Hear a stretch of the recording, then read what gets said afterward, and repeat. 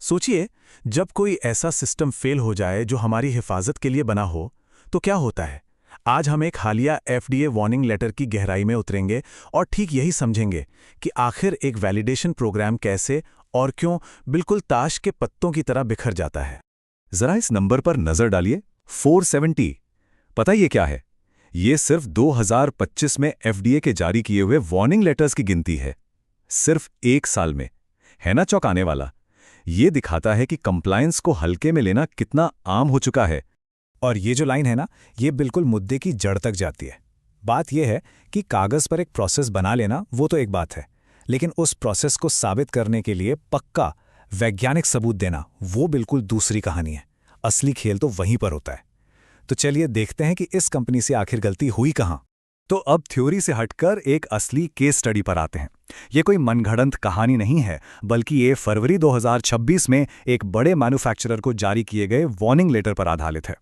चलिए इसे परत दर परत खोलते हैं और समझते हैं कि गड़बड़ हुई तो हुई कहाँ। इस चीज को और असली बनाने के लिए चलिए इस कंपनी को एक नाम दे देते हैं, कॉस्मेटिक मैन्युफैक्चरर्स प्राइवेट लिमिटेड। एक नाम होने से ना हमें प्रॉब्लम को बेहतर तरीके से पकड़ने में मदद मिलेगी और ये देखने में भी कि आखिर वो कहां पर चूक गए। ठीक है, तो चलिए उस पहली और सबसे बड़ी गलती की तह तक चलते हैं जिसे एफडीए ने पकड़ा। ये थी ब्रैकेटिंग में एक बहुत बड़ी चूक। अब सवाल ये उठता है कि आखिर ये ब्रैकेटिंग है क्या भला? देखिए, ब्रैकेटिंग असल में एक बहुत ही स्मार्ट तरीका है। हर एक छोटी बड़ी चीज को टेस्ट करने के बजाय आप सिर्फ एक्सट्रीम्स को टेस्ट करते हैं, जैसे कि सबसे छोटा और सबसे बड़ा। इसके पीछे का साइंस ये है कि अगर एक्सट्रीम्स ठीक काम कर रहे हैं तो उनके बीच की हर चीज भी ठीक ही काम करेगी।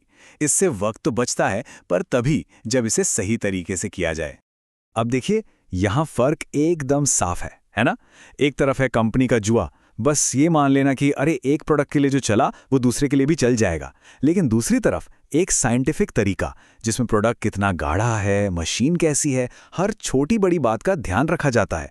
मतलब जमीन आसमान का फर्क है दोनों में। और यहीं पर मामला बहुत ज्यादा संगीन हो जाता है। उनके अपने ही आंकड़े चीख चीख कर कह रहे थे कि प्रोसेस कंट्रोल से बाहर है, पर उन्होंने क्या किया?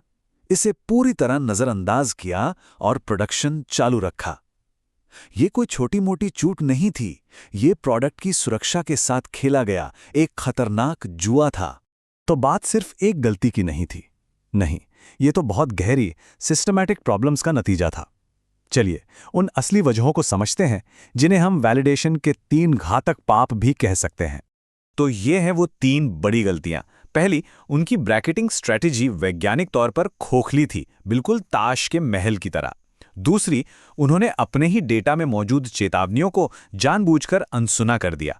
और तीसरी, उनका क्लीनिंग वैलिडेशन सीधे सीधे कहें तो एक धोखा था। चलिए देखते हैं क्यों। ये फिशबोन डायग्राम बहुत अच्छे से दिखाता है कि कैसे छोटी छोटी गलतियों ने मिलकर एक बड़ा तूफान खड़ा कर दिया। देखिए, इक्विपमेंट फेल हो रहा था, मेथड्स गलत थे, स्टाफ डेडलाइन को डेटा से ज़्यादा अहमियत दे रहा था, और तो और जो मटेरियल्स इस्तेमाल हुए वो स्टडी से मेल ही नहीं खाते थे। हर कांटा एक गलती है जिसने इस पूरी तबाही में अपना रोल निभाया। और ये कहावत तीसरे पाप को एकदम सही तरीके से पकड़ती है। कंपनी ने क्या किया? अपनी क्लीनिंग स्टडी के लिए एक बिल्कुल अलग ही टैंक इस्तेमाल कर लिया, जिसका डिज़ाइन, जिसके पोर्ट्स प्रोडक्शन वाले टैंक से मेल ही नहीं खाते थे। ये तो वही बात हुई ना कि आप साबित करना चाहते हैं कि आपकी फरारी साफ है और उसके लिए आप एक फोर्ड धो रहे हैं। ऐसे नतीजों का भला क्या मतलब? ठीक है, तो हमने समस्या को तो अच्छी तरह से समझ लिया। अब वक्त है समाधान की तरफ देखने का।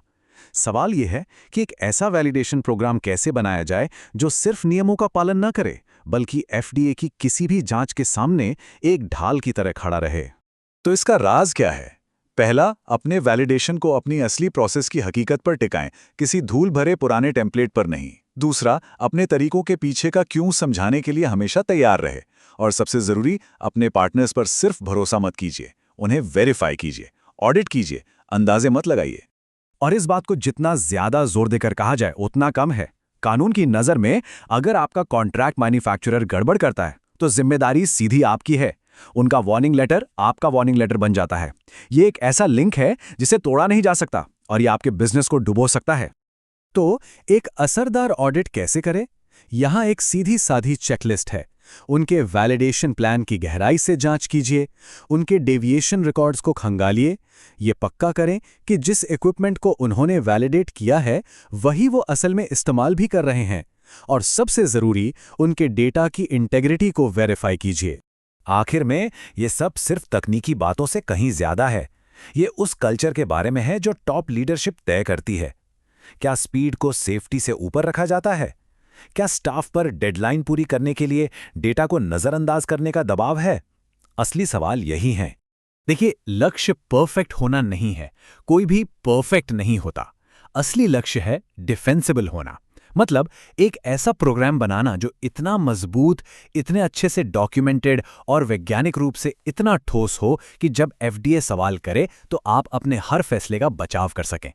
तो आखिर में ये सवाल खुद से पूछने वाला है, क्या वैलिडेशन प्रोग्राम बस एक चेकबॉक्स है जिससे टिक करके आगे बढ़ना है, या फिर ये एक पक्की वैज्ञानिक कहानी है जो साबित करती है कि प्रोडक्ट सुरक्षित और असरदार है?